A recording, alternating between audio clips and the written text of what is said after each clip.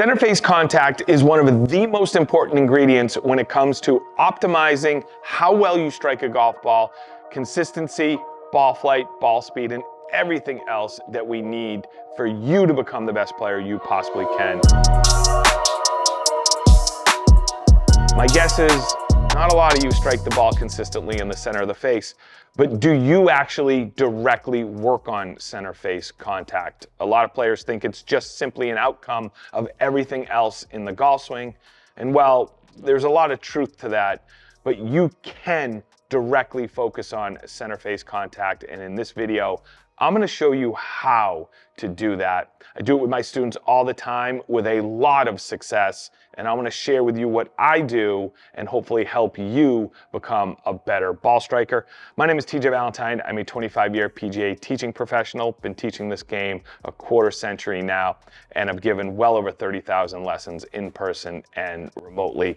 And my hopes of this channel is to help you simply become a better player, improve, and enjoy it a little bit more.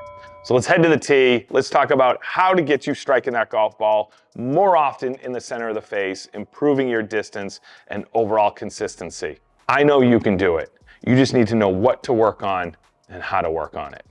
One of the questions I ask my students a lot through the course of a lesson is, where did you strike that ball in the face? Now, I have technology to read that, but I want to know their answer.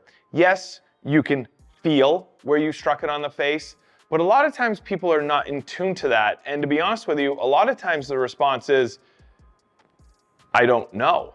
So you have to know where you're striking it on the face if center face contact is an issue. So I want all of you right now, go to your bag, grab your 7-iron, grab your 8-iron, take a look at the face, grab your driver. See if you see a pattern of wear marks on that face. Now, if you have newer clubs, you may not have wear marks. And sometimes when you look at your clubs, you have marks all over the face. Do you guys ever take a look at the club face to see where you struck it and question how in the world can you play even halfway decent golf? Well, technology certainly has helped us definitely in recent years. But the problem sometimes is in the technology. The club head, relatively speaking, is more stable than it used to be, so it's tough to feel where you're striking it on the face. But even with the newest technology, when you're getting toe strikes, when you're getting heel strikes, you are going to lose yardage. It can affect how the golf ball flies as well. But I would put a lot of money on the table, and I'm not a betting guy, but a lot of you out there never practice hitting the ball in the center face directly. And do your shots possibly look like this? Or this? Well, if they do, you probably should be working on center face contact. Now, if you can't tell where you are striking on the golf ball and you don't have technology to help you out, to show you and give you feedback, you can simply go to your convenience store, get some foot powder, the Dr. Scholl's foot powder or whatever company you prefer. Spray it on the face of your club face, whether it's a driver, whether it's an iron. Hit some shots. You'll be able to see where the club is impacting on that face just with that powder on there. And you can easily wash it off, no harm or foul to the ball or to the club. But you need to know where you are hitting it on the club face. And like I said, many times over, I've asked that question to my students, where did you just strike that on the face? And they look at me like I have 10 heads, as in, I don't know. You should know. And ultimately, you should know how to practice. So I'm going to give you the two drills that I worked on. They're progressive drills that I worked on with these two particular students this week.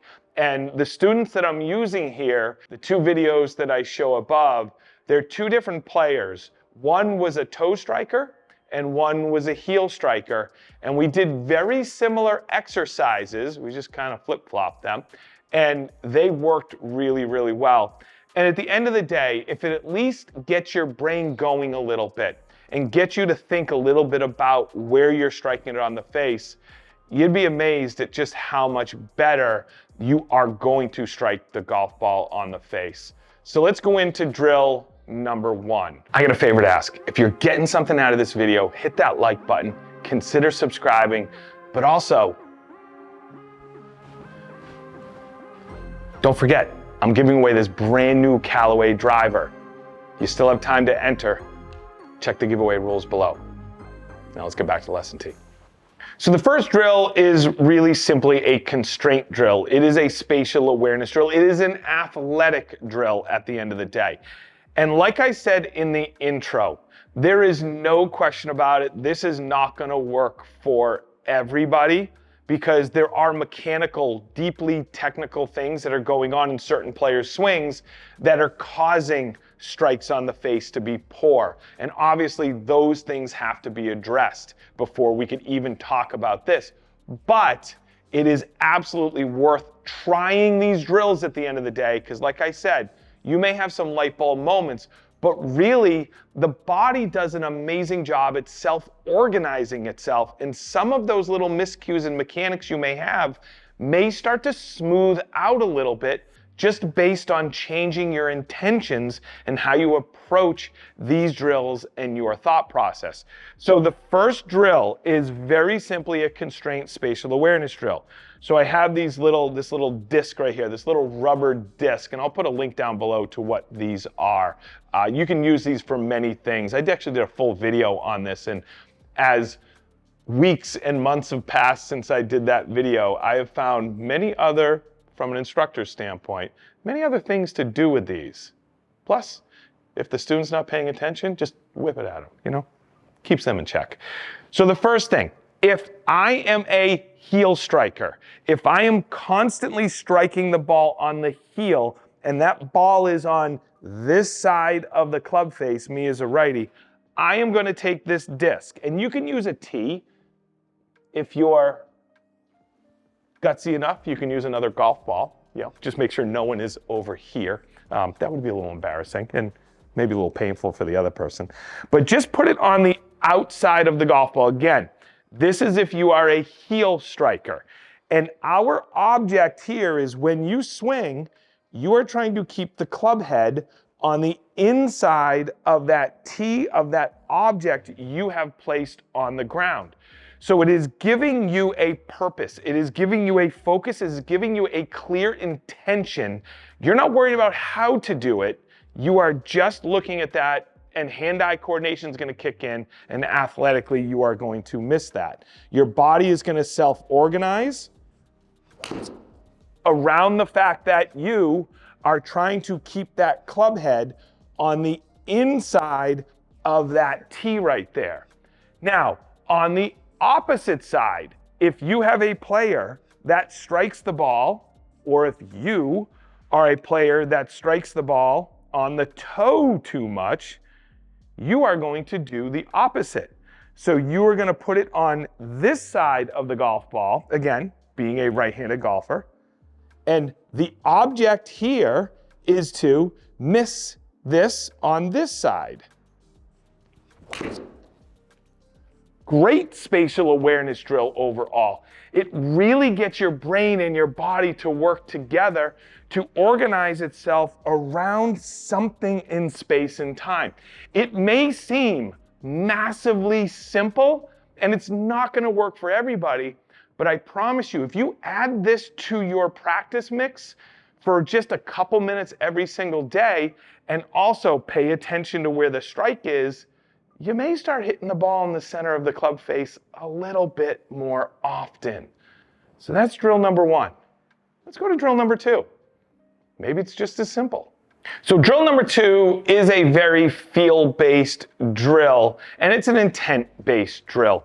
One of the things I always talk about with everything that we do in this sport and really in life, you have to have clear intentions before you do it, no matter what it is. You have to have clear intentions. So many times when somebody hits a golf shot, I will ask them after, well, what were you trying to do there? What did you want your flight to be? What did you want this to be or that to be? And they'll look at me and say, I don't know, I didn't really have a plan. It's like, yeah, you don't have a plan. You have to have a process in order to have a plan. You have to have clear intentions in order to have clear visuals and ultimately execute the shots as good as you possibly can. And it's the same thing with this drill. So what you are going to do, it's going to be a 5-5-5-5 drill. And what I mean by that is you're going to take 5 shots with the clear intention of striking the ball on the toe. You are going to be consciously trying to strike the golf ball on the toe. Now, we've taken away the constraints. Drill number 1, we had a constraint down there. Now we have no constraint. So this is more, we'll call it lifelike on the golf course, where you don't have guardrails, you don't have bumpers in the gutters for you. So when you set up to this golf ball, you're going to set up normal, and your intention to hit 5 shots in a row that go off of the toe of the club. And that one went off of the toe of the club. I could really feel it. And I'll put the video of that up here. Now do that 5 times. You're going to get very comfortable with striking the ball, off of the toe. That doesn't feel stable.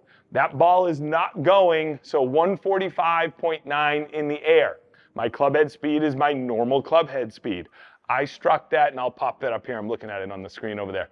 I almost missed the golf ball on that one, but it went relatively straight because all the other things were okay, but the energy transfer was weak. I normally hit my 7-iron 165 in the air. That's a 20-yard loss right there.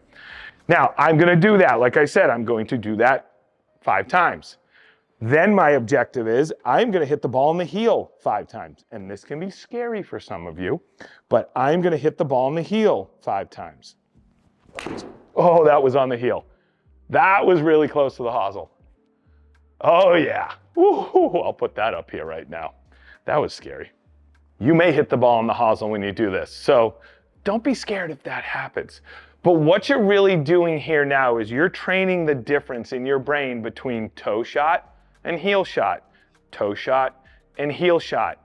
And ultimately what you are trying to find is you are trying to find that middle ground. So now if I make a swing, my objective is strike it in the center. And I struck that fairly close to the center. And you take a look, speed very much the same, but my carry, 163.3 on that one. So center face contact, again, if you're not hitting the golf ball as far as you possibly can, center face contact could absolutely be the key to you getting some of those yards. And that's also the reason why sometimes when you're playing, you hit a shot and the ball goes 10, 15 yards farther than your average. Well, you might not have swung any faster on that one. You might have just hit that one in the center of the face by chance. So if you do these 2 drills and you train these 2 drills and just add them into your practice mix, you'll start to become a little bit more aware of your center face contact and potentially get you much more consistent overall. Now, I want to show you the differences with these 2 students that I had, and I'm going to pop the numbers up here right now. You can see a fairly large difference in distance, relatively speaking. You know, it's all relative to the speed at which they are swinging as well, but you can see the change. You can see how much the ball speed improved. You can see how much the center face contact improved. And that was just doing these drills. Now, we spent roughly 45, 50 minutes on these drills, just, you know, to get you guys to understand how much work we put in before we got this outcome. So nothing is going to be instant. And like I told them, and I'm going to tell you, this is something that you have to constantly, continually work on if you want it to become a very sustainable thing. Those 2 students' brains were in the right place for that entire time because I'm next to them. I'm guiding them. I'm yelling at them? No, I don't yell. But I am really getting them to focus on the task at hand, and they weren't worried about anything else. If these guys can do it, I know you can. Number 1, figure out where you're striking on the face, apply these drills. They're gonna help you out. You're gonna hit the ball farther. You're gonna have a little bit more fun in this game. Thanks for watching. I'll see you in the next video.